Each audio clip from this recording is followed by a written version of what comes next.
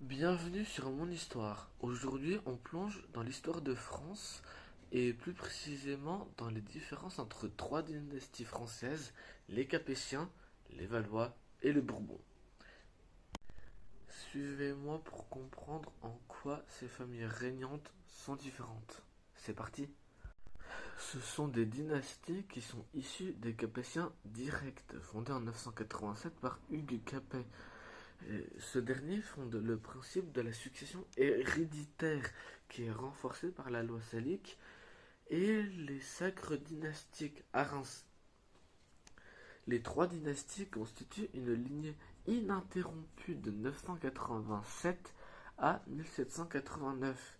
Malheureusement, il y a eu trois interruptions à partir de là. La première fut en 1792 et elle prit fin en 1815 avec l'Empire et la Révolution française qui mit fin à la monarchie absolue de droit divin. La deuxième et la troisième furent aussi des révolutions, celle de 1830 et celle de 1848. D'ailleurs, depuis 1848, il n'y a pas eu de royaume en France. Hugues Capet fut le dernier roi élu de France avec une élection probable le 1er juin 987. Le règne de la dynastie est caractérisé par la création de la loi salique qui spécifie que le royaume de France doit toujours avoir un héritier mâle pour succéder au roi.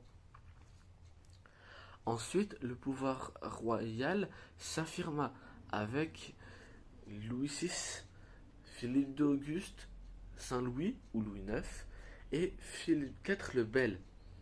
La disparition des Capétiens directs fut marquée par la mort de Charles IV en 1328, sans descendant mâle, et ça ouvre la voie aux Valois, ou devrais-je dire la dynastie capétienne de Valois.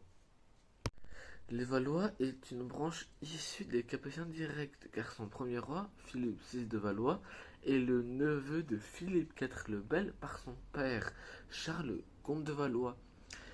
Elle est venue avec plein de rois différents, connus accessoirement, hein, notamment Charles V, Charles VI, Charles VII, Louis XI, Charles VIII.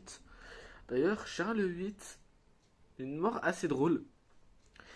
Il est mort parce qu'il s'est tapé une poutre dans le front en allant rejoindre une partie du jeu de paume. Enfin, j'en ferai une vidéo à part un jour si vous le voulez, donc abonnez-vous.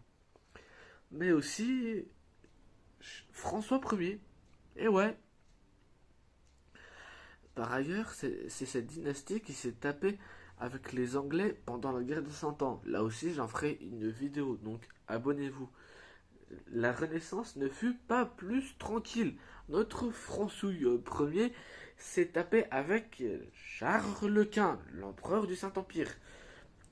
Les guerres de religion, notamment avec ses successeurs, et aussi notamment la Saint-Barthélemy.